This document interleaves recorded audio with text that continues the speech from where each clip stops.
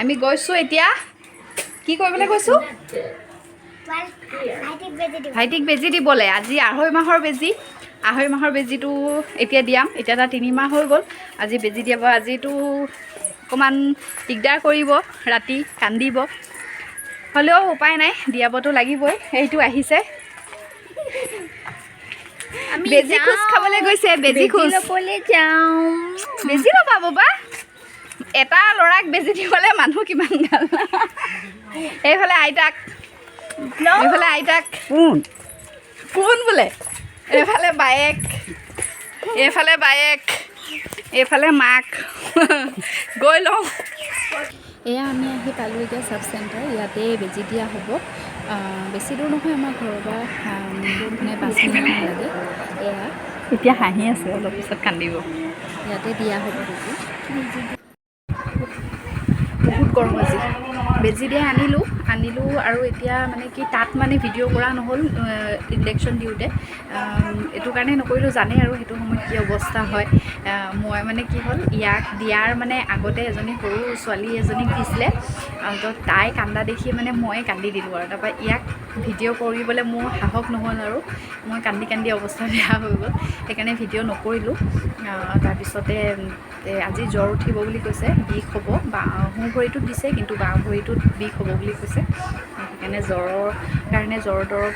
খুৱাবলৈ কৈছে আৰু বিষটো হ'ব আজি কালিলৈকে থাকিব বোলে বিষটো তাৰপিছতে ভাল উপায় নাই দিয়াবতো লাগিবই কাৰণ এইখিনি ইম্পৰ্টেণ্ট বেজি হয় সেইকাৰণে দি আছোঁ পেইনলেছো দিয়াব পাৰি প্ৰাইভেটত কিন্তু সেইটো নিদিয়াওঁ যিহেতু জ্বৰ উঠিলে ভাল তেনেকৈ আৰু আমি সেইকাৰণে গভৰ্ণমেণ্টে দিয়াইছোঁ আপোনালোকেও কোনে দিয়াইছে কমেণ্ট কৰি জনাবচোন ঠিক আছে তেতিয়াহ'লে ভিডিঅ'টো চাই যাব আগলৈকে কালি আৰু ল'ৰাই আমনি কৰিলে তাৰপিছত আৰু ভিডিঅ' কৰা নহ'ল এতিয়া ভাত পানী খাই আজৰি হ'লোঁ আৰু এয়া মই ভিডিঅ' এটা কৰিছোঁ মানে ল'ৰাৰ জ্বৰ উঠিলে খুব আমনি কৰিছে আৰু তাৰ পৰা কৈ পঠিয়াইছে জ্বৰ উঠিলে ফাৰ্মাচীৰ পৰা পেৰাচিটামলটো খুৱাবলৈ এইটো হয় পেৰাচিটামল তাৰ পৰা কৈছিলে যে আপুনি ফাৰ্মাচীত গৈ ক'ব এনেকৈ ভেকচিন দিয়াৰ কাৰণে জ্বৰ উঠিছে বুলি সেয়ে মই লগালগ লৈ আহিলোঁ আৰু এইটো এতিয়া খুৱাই দিলোঁ অলপ পিছত কমিব আৰু উপায় নাই খুৱাবতো লাগিবই কাৰণ জ্বৰ উঠিলে বেছি আমনি কৰে সেইবাবে মই এতিয়া খুৱাই দিলোঁ আৰু যিহেতুকে কৈ পঠিয়াইছে আপোনালোকে যদি কোনোবাই এনেকৈ ইনজেকশ্যন দিয়াইছে কমেণ্ট কৰি জনাবচোন কি খুৱাইছিলে ফুফু কৈছোঁ ন বাবা ফুফু কৈছা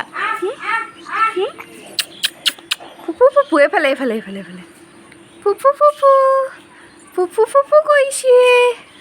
মই বেটাই ফুফু কৈছে অ' কি গিগি মানুহ গিগি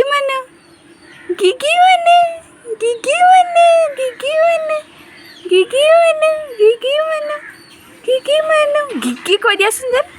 গিগি কৈ দিয়া আমাৰ বেটাৰ দুষ্টামি অলপ মই ইয়াত ৰেকৰ্ড কৰি থৈছোঁ দেই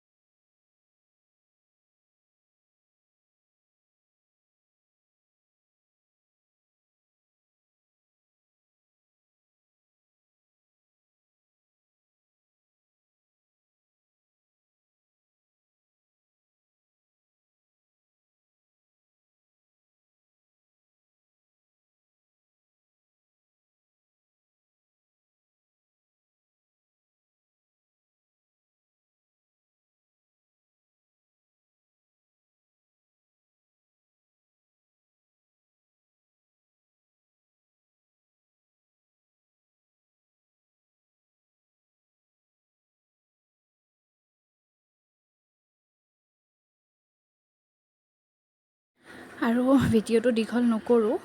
এতিয়া মই খাব লৈছোঁ অ'টছ, অলপ অ'টছ খাইছোঁ যিহেতু হেল্থি ফুড হয় আৰু যিহেতু মই বেবীক ফিডিং দি আছোঁ। এয়া সি শুই আছে এতিয়া, সেই শুই থাকোঁতে মই ভাবিলোঁ অলপ খাই লওঁ। ফিডিং দি থাকোঁতে আমিও অলপ মানে ভাল খাদ্য খোৱাটো খাব লাগে। আৰু ভিডিঅ'টো ইমানতে শেষ কৰিছোঁ।